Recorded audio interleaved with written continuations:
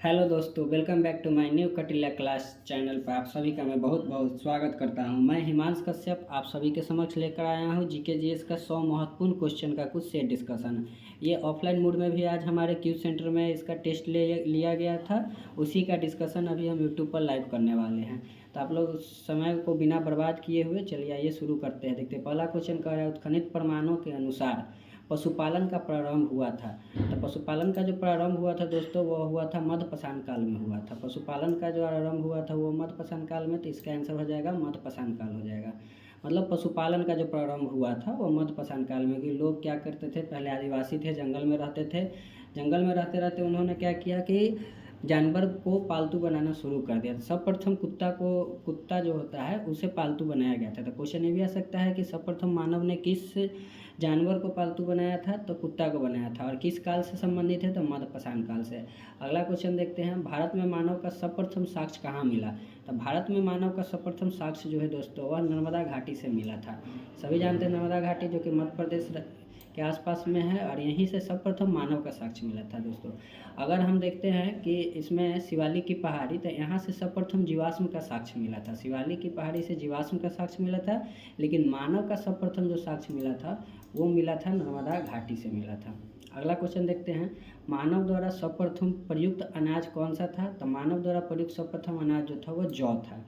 अगला क्वेश्चन देखते हैं, भारतीय उपमहाद्वीप में कृषि के प्राचीनतम साक्ष्य कहाँ से प्राप्त हुए हैं। तो भारतीय उपमहाद्वीप में कृषि के प्राचीनतम साक्ष्य जो है दोस्तों, वह मेहरगढ़ से प्राप्त हुआ है। तो इसका आंसर हो जाएगा मेहरगढ़। अगला क्वेश्चन देखते हैं, निम्नलिखित में से किसको चालकोलिथ युग कहा जाता है। चालकोलिथ युग कहने का मतलब कि ताम्रपाषाण युग को ही चालकोलिथ युग कहा जाता है, जो कि हड़प्पा सभ्यता से संबंधित है। हड़प्पा सभ्यता को ही हम लोग ताम्रपाषाण युग कहते हैं, क्योंकि उस समय तांबे का सबसे ज़्यादा प्रयोग किया जाता था, इसीलिए इसे चालकोलिथ युग या ताम्रपाषाण युग भी कहा जाता है। अगला क्वेश्चन देखते हैं कि नवादा टोली किस राज्य में है। नवादा टोली जो है दोस्तों, वह मध्य प्रदेश राज्य में स्थित है। नवादा टोली, यहाँ से जो है बहुत सारे पुरातात्विक अवशेष प्राप्त किए गए हैं। आगे देखते हैं भीमबेटका किसके लिए प्रसिद्ध है। तो भीमबेटका जो है दोस्तों, सभी जानते हैं कि गुफाओं के शैल चित्र से संबंधित है भीमबेटका, जो कि भीमबेटका मध्य प्रदेश राज्य में है, भोपाल में पड़ता है भीमबेटका। अगर क्वेश्चन ये पूछा जाए कि भीमबेटका किस राज्य से संबंधित है, तो मध्य प्रदेश से। और किस लिए प्रसिद्ध है, तो प्राचीनतम गुफाओं के शैल चित्रों से संबंधित है। गर्ता आवास का साक्ष्य कहाँ से प्राप्त हुआ है। गर्ता आवास का साक्ष्य जो है दोस्त, यह जम्मू कश्मीर के बुर्ज होम से प्राप्त किया गया है। अगला क्वेश्चन देखते हैं, भारतीय पुरातत्व का जनक किसे कहा जाता है। भारतीय पुरातत्व का जनक जो है वह कहा जाता है अलेक्जेंडर कनिंघम को कहा जाता है। अलेक्जेंडर कनिंघम को कहा जाता है। अगला क्वेश्चन देखते हैं, राष्ट्रीय मानव संग्रहालय, ये बहुत वीवीआई क्वेश्चन है दोस्तों। राष्ट्रीय मानव संग्रहालय कहाँ पर है। तो राष्ट्रीय मानव संग्रहालय जो है वो भोपाल में स्थित है। पढ़ लो भाई पढ़ लो, बाद में पछताना पड़ जाएगा, क्योंकि अभी जो बिहार सरकार और केंद्र सरकार में जो लड़ाई चल रहा है, उस लड़ाई में फ़ायदा स्टूडेंट को ही होने वाला है, क्योंकि राज्य सरकार भी नौकरी देने के होड़ में लगा हुआ है और केंद्र सरकार भी नौकरी देने के होड़ में लगा हुआ है। ये अभी 2 साल जो है बहुत अच्छा अपॉर्चुनिटी है, तब पढ़ लो मियाँ पढ़ लो, आगे कोई काम नहीं देने वाला है। आगे क्वेश्चन देखते हैं 11 नंबर, हिंद की जनता के संदर्भ में हिंदू शब्द का प्रथम बार प्रयोग किसने किया था। तो दोस्तों हिंदू शब्द का प्रयोग सर्वप्रथम याद होगा कि अरब वासियों के द्वारा भारतीयों के लिए हिंदू का प्रयोग किया गया था। सर्वप्रथम याद होगा कि सर्वप्रथम 712 ईस्वी में मोहम्मद बिन कासिम के नेतृत्व में अरब वासियों ने भारत पर आक्रमण किया था, और इसी आक्रमण के दौरान उन लोगों ने भारतीयों को हिंदू कह के संबोधित किया था। तो इसका आंसर हो जाएगा अरबों के द्वारा। भारत पर पहला मुस्लिम आक्रमण किस वर्ष हुआ। तो भारत पर पहला मुस्लिम आक्रमण अभी हमने आपको बताया कि पहला मुस्लिम आक्रमण मोहम्मद बिन कासिम के नेतृत्व में 712 ईस्वी में किया गया था, जो कि यहाँ ऑप्शन में 712 नहीं है, तो इसीलिए इसका आंसर जो हो जाएगा वो हो जाएगा इनमें से कोई नहीं, माफ़ कीजिएगा ये। तो इसका आंसर जो हो जाएगा दोस्तों कि इनमें से कोई नहीं, इसका आंसर हो जाएगा इनमें से कोई नहीं। अगला क्वेश्चन देखते हैं, भारत में प्रथम मुस्लिम आक्रमणकारी कौन था। तो अभी इससे पहले ही बताया कि भारत में पहला मुस्लिम आक्रमणकारी मोहम्मद बिन कासिम के नेतृत्व में हुआ था 712 ईस्वी में, तो इसका आंसर हो जाएगा मोहम्मद बिन कासिम। आगे क्वेश्चन देखते हैं दोस्तों, 1 मिनट तक कलर चेंज कर लेता हूँ।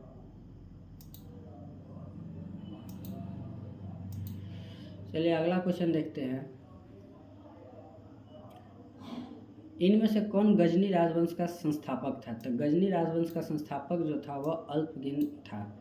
अल्पगिन का ही पुत्र था सुबुक्तगिन, और उसी का आगे जा कर के मोहम्मद गजनी नाम का एक शासक निकल कर आता है उसी के वंश से, जो कि भारत पर काफ़ी ज़्यादा लूटपाट करता है। आगे क्वेश्चन देखते हैं। निम्न में से कौन चंदेल शासक महमूद गजनी से पराजित नहीं हुआ था? 1 मिनट, यहाँ कुछ मिस्टेक हो गया है, सही कर लेते हैं। अब सही है। देखिए कह रहा है कि निम्न में से किस चंदेल शासक ने महमूद गजनी से पराजित नहीं हुआ था? तो ये जो महमूद गजनी है, भारत पर जो आक्रमण किया था, तो भारत में एकमात्र राजा विद्याधर जो था वह मोहम्मद गजनी के सामने हार नहीं माना था, और इस प्रकार से मोहम्मद गजनी से पराजित नहीं होने वाला एकमात्र चंदेल शासक विद्याधर ही था। अगला क्वेश्चन देखते हैं। महमूद गजनवी का दरबारी इतिहासकार कौन था? तो महमूद गजनी का दरबारी इतिहासकार जो था वह उत्तबी था। दरबारी इतिहासकार कौन था? तो उत्तबी था। अगला क्वेश्चन देखते हैं। शाहनामा का लेखक कौन था? तो शाहनामा का लेखक जो था वो फिरदौसी। ये क्वेश्चन काफ़ी ज़्यादा फेमस भी है। शाहनामा के लेखक फिरदौसी था।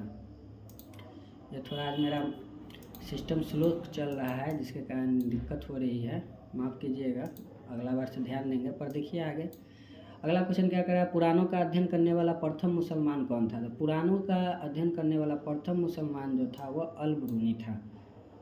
महमूद गजनी के साथ भारत आने वाला मुस्लिम विद्वान कौन था? तो महमूद गजनी के साथ भारत आने वाला मुस्लिम विद्वान जो था वह अल-बरूनी ही था। निम्नलिखित में से किसने महमूद गजनी के हमले के बाद सोमनाथ मंदिर का पुनर्निर्माण करवाया था? तो दोस्तों जब महमूद गजनी भारत पर सोमनाथ मंदिर को लूट कर जा रहे थे, तो उसके बाद इसका जो पुनर्निर्माण किया था वो भीमदेव के द्वारा कराया गया था। भीमदेव के द्वारा किया गया था। अगला देखते हैं क्वेश्चन। महमूद गोरी को सबसे पहले किसने पराजित किया था? तो महमूद गोरी को सबसे पहले जो है भीम द्वितीय ने पराजित किया था। अगला क्वेश्चन। मोहम्मद गोरी ने जयचंद को किस युद्ध में पराजित किया था? तो मोहम्मद गोरी ने जयचंद को चंदावर के युद्ध 1194 ईस्वी में पराजित किया था। अगला क्वेश्चन देखते हैं। युद्ध जिसमें भारत में मुस्लिम शक्ति की स्थापना हो गया। तो भारत में मुस्लिम शक्ति की जो स्थापना हुआ था तराइन के दूसरा युद्ध, जो कि 1192 ईस्वी में पृथ्वीराज चौहान और मोहम्मद गोरी के बीच में लड़ा गया था, जिसमें मोहम्मद गोरी जो है वह विजय हुआ था, और इसके बाद से ही भारत में मुस्लिम शासक का जो है वह शुरुआत हो गया था। आगे देखते हैं।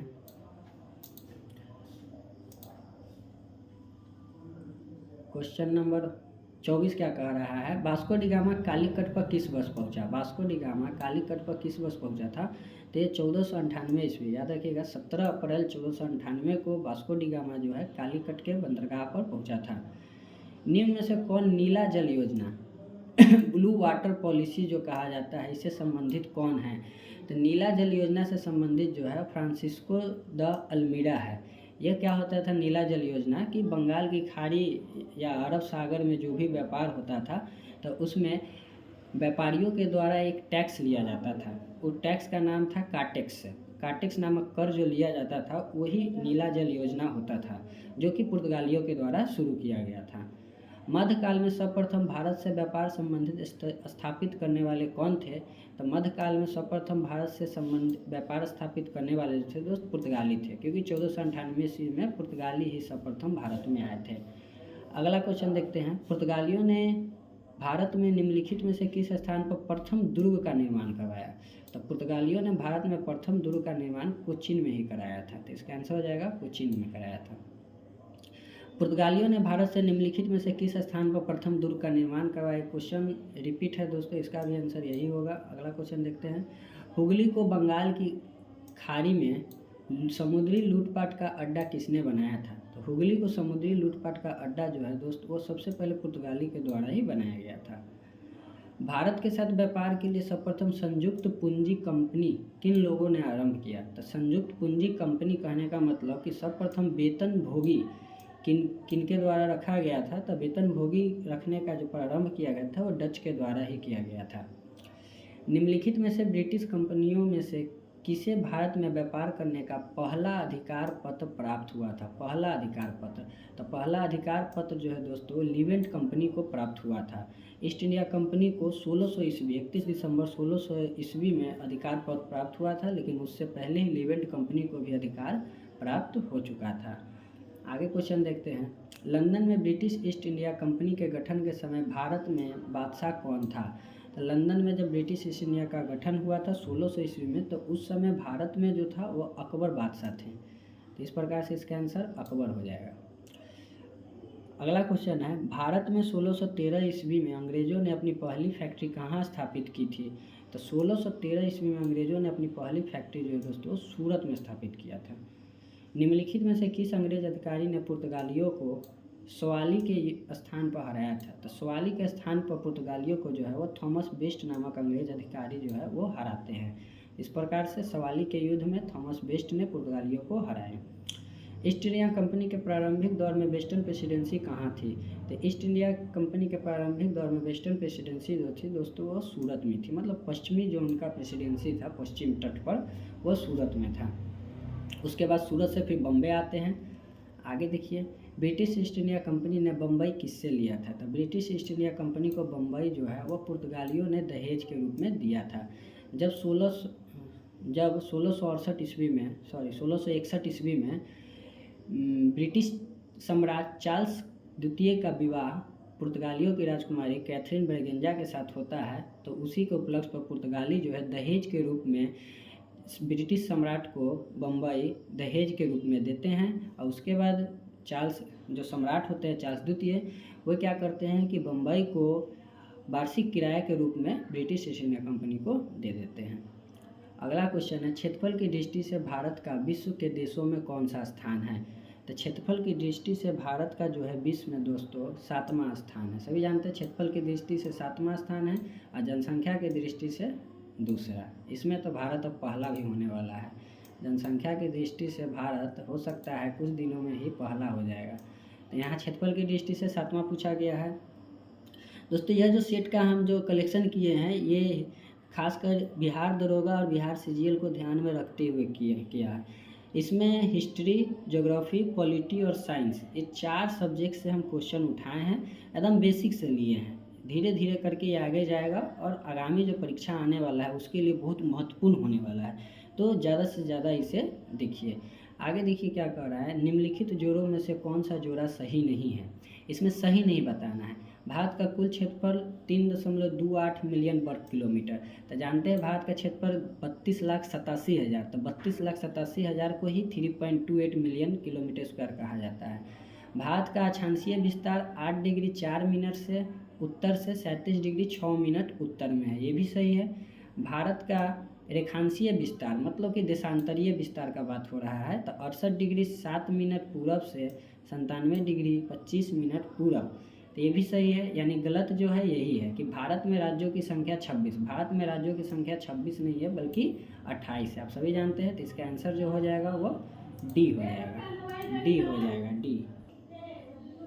इसका आंसर जो हो जाएगा वो भारत में राज्यों की संख्या 26 हो जाएगा। अगला क्वेश्चन देखते हैं। 26 नहीं होगा बल्कि ये गलत आंसर है, भारत में राज्यों की संख्या 28 हो जाएगा। तीनों ऑप्शन ऊपर वाला सही है, सिर्फ अंतिम वाला ऑप्शन जो है वह गलत है, तो गलत ही छांटना था।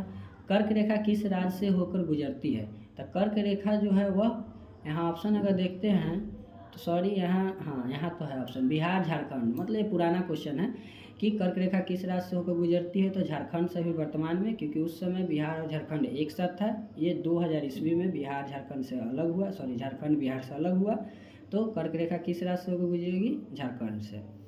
कर्क रेखा निम्नलिखित में से किन राज्यों से होकर गुजरती है? तो कर्क रेखा अगर देखें तो गुजरात से गुजरती है, उत्तर प्रदेश से नहीं गुजरेगी, छत्तीसगढ़ से गुजरेगी, झारखंड से गुजरेगी। मतलब ऑप्शन 1, ऑप्शन 2 और ऑप्शन 4, मतलब इसका आंसर ये हो जाएगा ए। तो ऑप्शन इधर उधर है, माफ़ कीजिएगा इसके लिए। अगला क्वेश्चन देखते हैं, कितने भारतीय प्रदेश से होकर कर्क रेखा गुजरती है? तो कर्क रेखा जो गुजरती है भारत के 8 राज्यों से। इसमें ऑप्शन सुधार करना है, यहाँ ऑप्शन 5 नहीं होगा बल्कि ये जो होगा 8 होगा, कि 8 राज्यों से भारत में कर्क रेखा जो है वो गुजरता है। तो इसका आंसर जो हो जाएगा वो ये हो जाएगा कि 8 राज्यों से गुजरता है। अगला क्वेश्चन देखते हैं हम। अगला क्वेश्चन कह रहा है कौन सा महत्वपूर्ण अक्षांश भारत के लगभग बराबर भागों में विभाजित करता है। तब भारत कह रहा है कौन सा अक्षांश भारत को लगभग बराबर भाग में विभाजित करता है। तो भारत को जो है 23.5 डिग्री उत्तरी अक्षांश जो है जिसको कर्क रेखा कहते हैं वो भारत के लगभग बीचों बीच जाती है और 8 राज्यों से होकर यह गुजरती है, इसीलिए इसका आंसर 23.5 डिग्री उत्तर हो जाएगा। क्योंकि अगर पृथ्वी का अगर हम लोग देखते हैं तो भारत जो है उत्तरी गोलार्ध में स्थित है, ये विषुवत रेखा है। विषुवत रेखा के ऊपर में हमारा प्यारा सा भारत है, तो भारत उत्तरी गोलार्ध में स्थित है, इसीलिए 23.5 डिग्री उत्तरी अक्षांश ही बीचे बीच जाएगा, दक्षिण वाला नहीं होगा क्योंकि दक्षिणी गोलार्ध में भारत नहीं है। अगला क्वेश्चन देखते हैं हम लोग, इसे हटा देते हैं। अगला क्वेश्चन कह रहा है यदि भारतीय मानक समय के अनुसार पूर्वाह्न के 10 बजे हैं तो 92 डिग्री पूर्वी देशांतर पर शिलोंग का स्थानीय समय क्या होगा। तो दोस्तों न्यूमेरिकल टाइप क्वेश्चन है जिसके लिए यहाँ पर अभी मेरे पास जगह नहीं, तो दोनों क्वेश्चन को छोड़ते हैं, इसको ऑफलाइन मोड में हम वहाँ क्विज में समझा देंगे। अगला क्वेश्चन देखते हैं 45 नंबर, भारतीय मानक समय की यमोत्तर नहीं गुजरती है। मतलब कहा जा रहा है कि भारतीय मानक समय जो 82.5 डिग्री पूर्वी देशांतर को लिया गया है, 82.5 डिग्री पूर्वी देशांतर को जो लिया गया है तो वो किस राज्य से होकर नहीं गुजरती है। तो इसका अगर हम आंसर देखें तो जो मानक समय भारत के 5 राज्यों से गुजरती है। 5 राज्य में आपको आते हैं उत्तर प्रदेश, आंध्र प्रदेश, छत्तीसगढ़, ये महाराष्ट्र नहीं आएगा। महाराष्ट्र की जगह पर यहाँ से जो होगा वो हो जाएगा मध्य प्रदेश और उड़ीसा। 5 राज्य में एक हो गया आपको मध्य प्रदेश और एक उड़ीसा। तो इस प्रकार से भारतीय मानक समय जिसको 82.5 डिग्री पूर्वी देशांतर पर माना गया है, 82.5 डिग्री पूर्वी देशांतर को कहा जाता है और यह जो है 5 राज्यों से होकर गुजरता है, जिसमें से हमारा आंध्र प्रदेश, छत्तीसगढ़, उत्तर प्रदेश, मध्य प्रदेश और उड़ीसा। इसके लिए अब अगला क्वेश्चन देखते हैं हम निम्नलिखित देशांतर में से कौन सा भारत की प्रमाणिक मध्याह्न रेखा कहलाता है। तो प्रमाणिक मध्याह्न रेखा भारत का कहा जा रहा है, मतलब भारत का मानक समय के बारे में पूछा जा रहा है। तो भारत का जो मानक समय है वो 82.5 डिग्री पूर्वी देशांतर को लिया गया है, 82.5 डिग्री पूर्वी देशांतर को।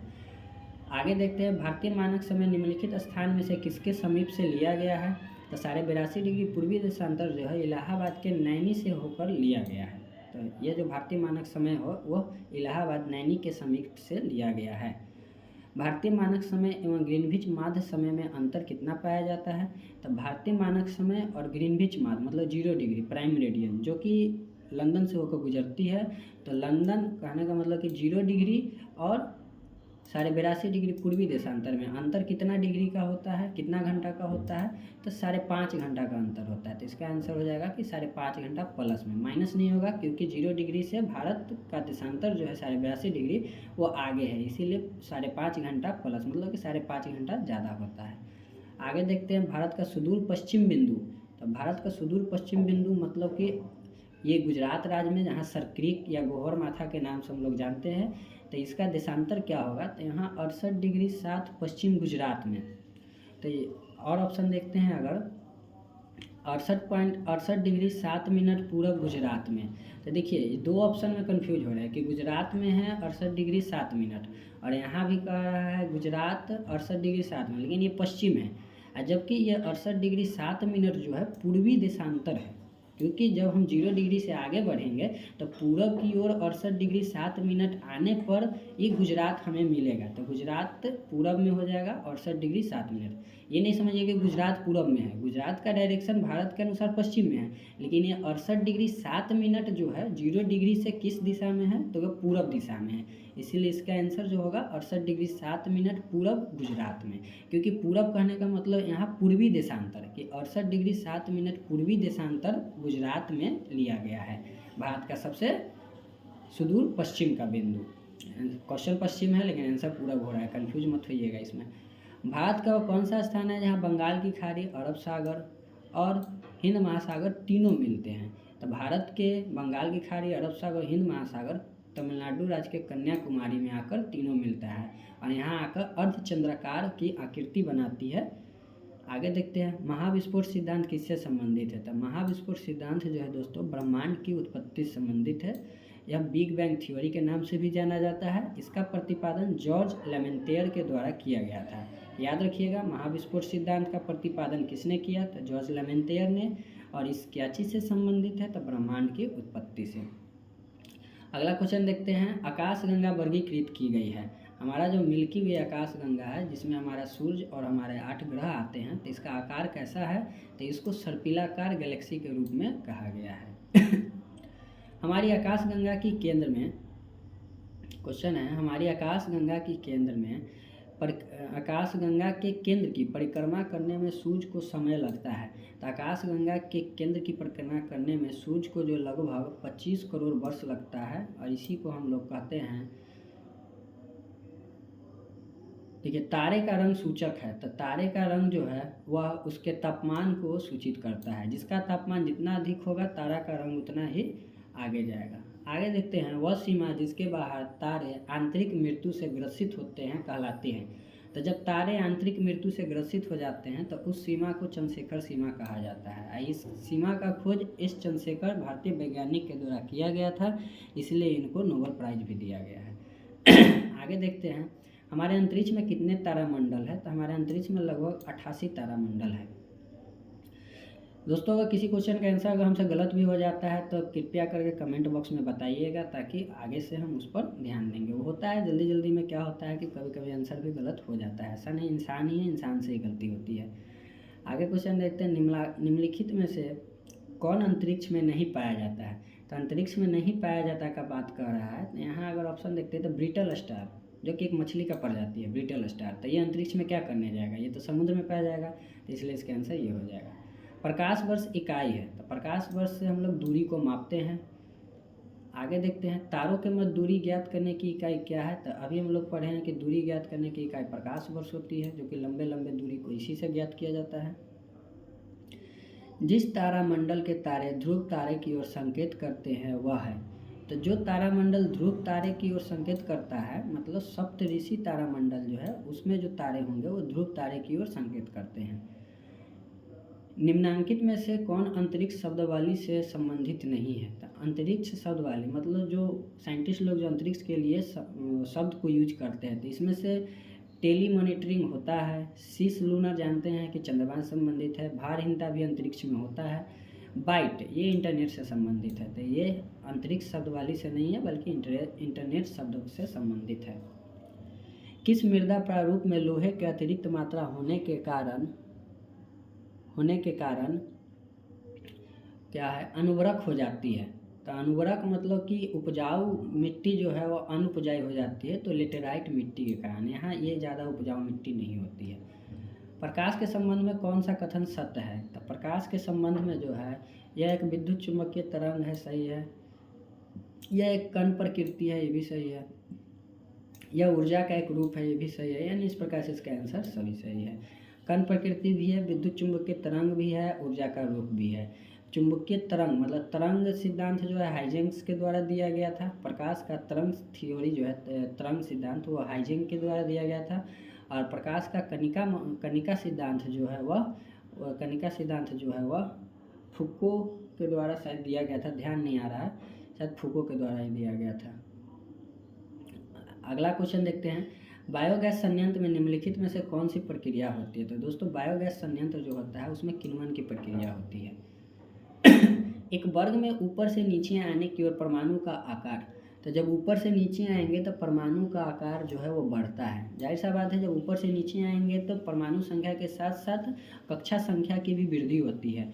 एक नंबर, अगर प्रथम आवर्त के अगर कोई तत्व को लेते हैं तो उसमें एक कक्षा होगी, दूसरे आवर्त के लेंगे तो उसमें 2 कक्षा होंगे, तीसरा का लेंगे तो 3 कक्षा होगी। तो इस प्रकार से जैसे जैसे कक्षा बढ़ेगी वैसे वैसे आकार भी बढ़ेगी। तो वर्ग में ऊपर से नीचे आने पर परमाणु का आकार बढ़ता है, लेकिन अगर आवर्त सारणी में बाएं से दाएं जाएंगे तो परमाणु का आकार घटता है। कारण ये होता है कि एक वर्ग में बाएं से दाएं जाने पर कक्षा की संख्या समान ही होती है। किसी एक वर्ग में अगर हम किसी भी 2 तत्व को लेंगे तो उसके कक्षा की संख्या समान होगी। हाँ, इलेक्ट्रॉन की संख्या कम और बेसी होती है, बाएं से दाएं जाने पर इलेक्ट्रॉन की संख्या बढ़ेगी। लेकिन क्या होता है कि बाएं से दाएं जाने पर इलेक्ट्रॉन की संख्या जब बढ़ती है तो नाभिक के द्वारा ज़्यादा इलेक्ट्रॉन को अपने अंदर आकर्षित करने के लिए बल ज़्यादा लगता है, जिसके कारण उसका आकार जो होता है सिकुड़ जाता है, तो वह छोटा हो जाता है। मतलब बाहर में जितना कम इलेक्ट्रॉन होगा उसका आकार उतना बड़ा होगा, और बाहर में जितना ज़्यादा इलेक्ट्रॉन होगा तो उस इलेक्ट्रॉन को अंदर की ओर पकड़ के रखे रहने के कारण उसका आकार सिकुड़ जाता है। तो इसी कारण बाएं से दाएं जाने पर परमाणु का आकार क्या होगा, घटेगा, लेकिन ऊपर से नीचे आने पर परमाणु का आकार बढ़ता है। अगला क्वेश्चन देखते हैं, वायुमंडल में प्रकाश के विसरण का कारण है। तो वायुमंडल में जो प्रकाश का विसरण होता है वह धूल कण के कारण होता है। धूल कण के कारण ही प्रकाश जो होते हैं वो विसरित होते रहते हैं। किसी भी यौगिकों का ऑक्सीकरण संख्या क्या होता है? तो किसी भी यौगिक का ऑक्सीकरण संख्या जो होता है वो 0 होता है। इसी 0 बराबर में 0 रख करके हम ऑक्सीकरण संख्या निकालते हैं। सर्व विरोधी सुई किस तत्व के एक यौगिक है? तो सर्व विरोधी सुई जो होते हैं वह स्वर्ण यौगिक मतलब कि सोने के जो यौगिक होते हैं उसी के यौगिक से सर्व विरोधी सुई का निर्माण किया जाता है। जैव सेल क्या होते हैं? तो जैव सेल कहने का मतलब जीवाश्म का सेल, तो ये कोयला होता है जैव सेल। आगे देखते हैं, याददाश्त का संबंध मस्तिष्क के किस भाग से है? याददाश्त का संबंध मस्तिष्क के किस भाग से है? तो याददाश्त का जो संबंध है मस्तिष्क के वह सेरेब्रम से संबंधित है। सेरेब्रम से संबंधित है। अगला क्वेश्चन देखते हैं, एक जीवाश्म पक्षी का नाम बताइए जो एक सरीसृप की तरह दिखता है लेकिन सरीसृप के जैसे अन्य विशेषता होती है।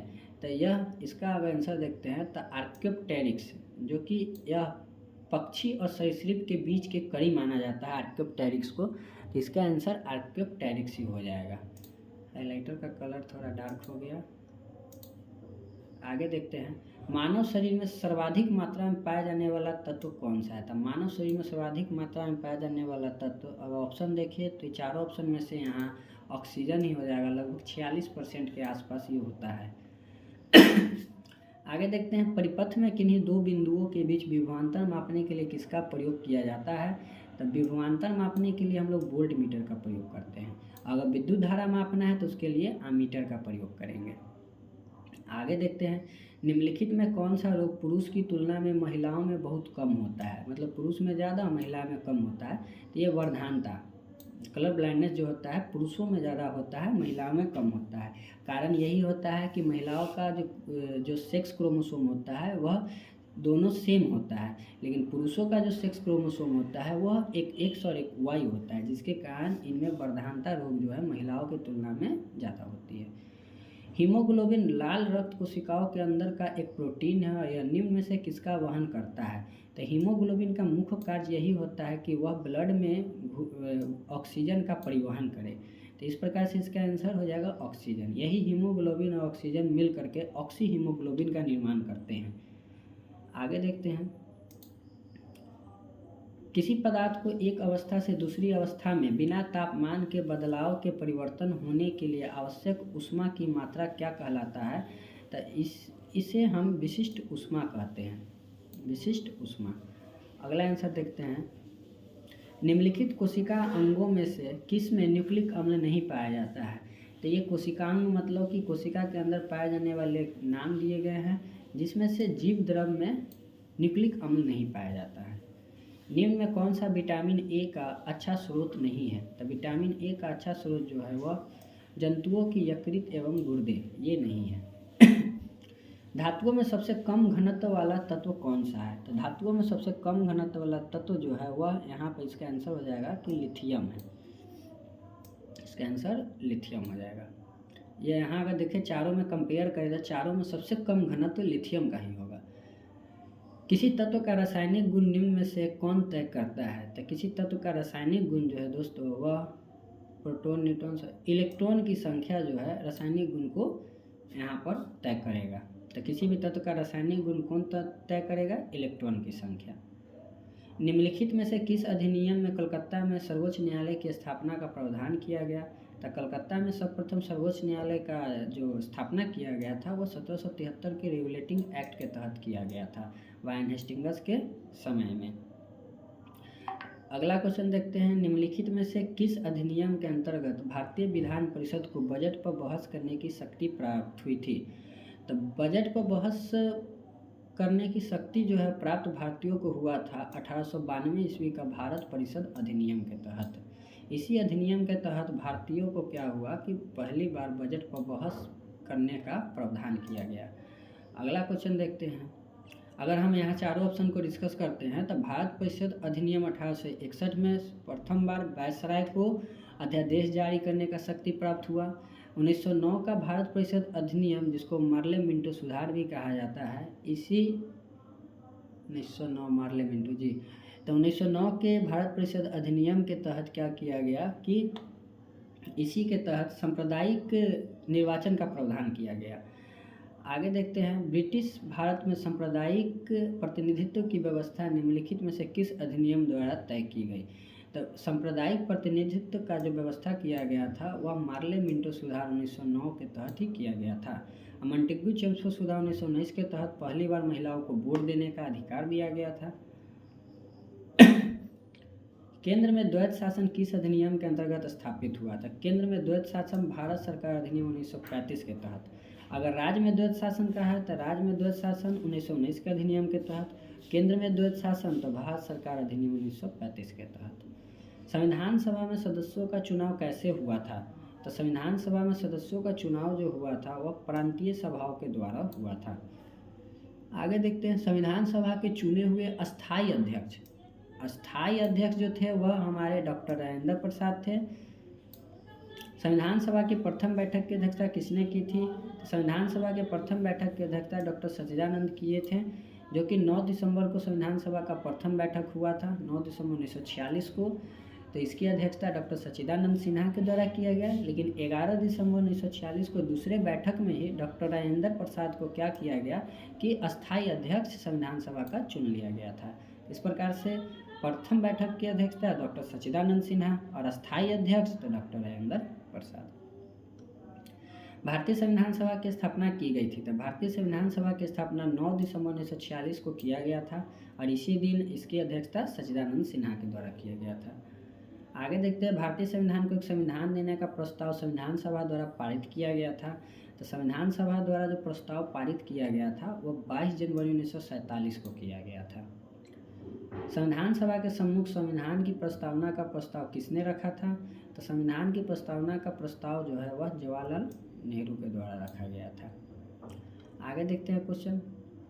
भारत का संविधान किस तिथि को अपनाया गया?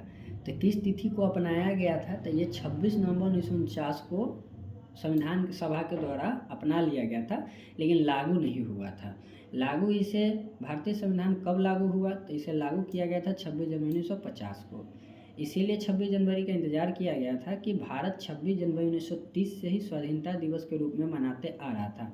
तो इस दिन को यादगार बनाने के लिए संविधान को लागू किया गया 26 जनवरी 1950 को। बनकर तैयार हो गया था 26 नवंबर 1949 को। 26 नवंबर 1949 को संविधान बनकर तैयार हो गया, संविधान सभा के द्वारा अंगीकृत कर लिया गया, लेकिन इसे लागू कब किया गया? तो 26 जनवरी 1950 को। अगला क्वेश्चन देखते हैं। भारतीय संविधान दिवस मनाया जाता है। तो अभी तुरंत बताएं कि संविधान बनकर तैयार हो गया था 26 नवंबर को, इसीलिए 26 नवंबर को ही संविधान दिवस के रूप में मनाया जाता है। डॉक्टर भीमराव अंबेडकर का जन्म और मृत्यु कब हुआ? तो भीमराव अंबेडकर का जन्म 1891 ईस्वी में एक दलित परिवार में होता है तथा इनकी मृत्यु 1956 ईस्वी में होती है। भारतीय संविधान को अपनाया गया था। तो भारतीय संविधान को किसके द्वारा अपनाया गया था? तब संविधान सभा द्वारा अपनाया गया था। निम्नलिखित में से किसने सुझाव दिया था कि भारत की स्वतंत्रता के बाद भारतीय राष्ट्रीय कांग्रेस को एक राजनीतिक दल के रूप में भंग कर दिया जाना चाहिए? तो भारत की स्वतंत्रता के बाद कांग्रेस को भंग करने का बात जो है वह खुद महात्मा गांधी ने किए थे कि स्वतंत्रता के बाद कांग्रेस को भंग कर दिया जाना चाहिए। आगे है। किसने कहा था संविधान सभा कांग्रेस थी और कांग्रेस भारत थी? तो यह जो कथन है वह ऑस्टिन ने ही कहा था कि संविधान सभा कांग्रेस थी और कांग्रेस भारत था। भारतीय संविधान में कुल कितनी महिला सदस्य थी? तो भारतीय संविधान में कुल 15 महिला सदस्य थी। भारतीय संविधान को बनाने हेतु भारतीय संविधान सभा के कुल कितने अधिवेशन हुए?